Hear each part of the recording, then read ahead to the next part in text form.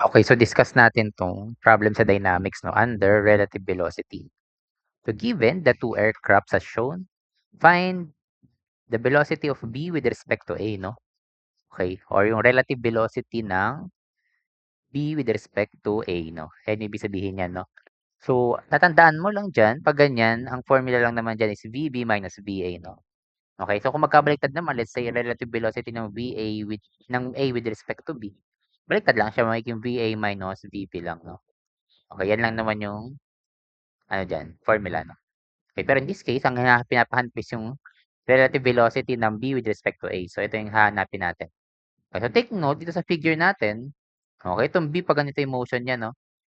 Okay, i-solve muna natin yung X muna, no? Kasi magkaiba yan, di ba? May X and Y component yung velocity ng A and B. Tama? So, sa X muna tayo, no?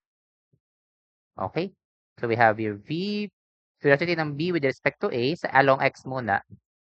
Yung velocity ng B mo along X, that is negative 800 cosine 60, tama? Kay along X, no? Tapos yung A mo naman, that is 650, positive. Okay? Along Y naman tayo,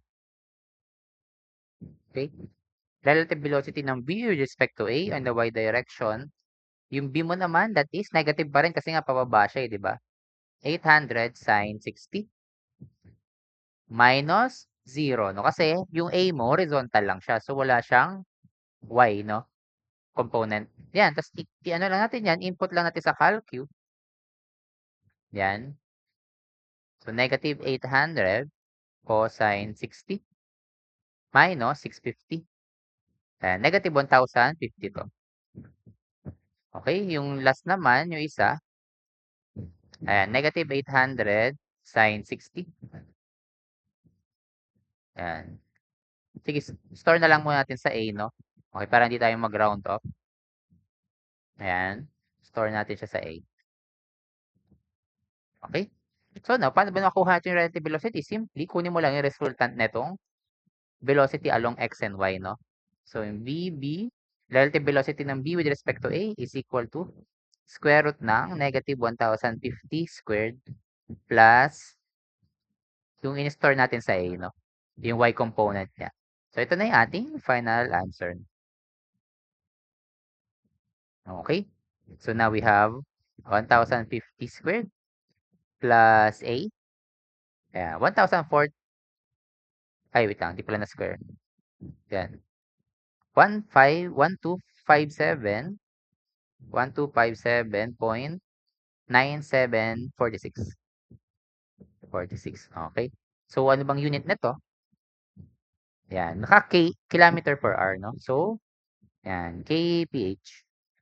Ito na yung ating final answer, no? Okay, yan naman yung pinapahanap, no? Yung relative velocity ng B with respect to A. Kapag pinapahanap naman yung angle, so arctan mo lang, no? Arctan, nung Y, ano ba yung Y mo? Naka-store sa A, di ba? Over negative 1,050. Ayan, ito yung angle niya, 33.42. Okay, kung kasama natin yung angle, that is 33.42 degrees. Di ba ito parehas naman silang negative? So, kung yung x component mo negative, yung y component mo negative, so nasa quadrant 3 siya, no? So, ganyan yung angle natin, sa quadrant 3. Okay, pero hindi mo pinapahanap yung angle, ito lang yun. Pero in case na pahanap yung angle, ganun lang naman siya, no? Arctan lang. Okay, so ganun natin siya sinolve. So, thank you for listening. Tuloy pa natin ito sa susunod, no? Different problem naman.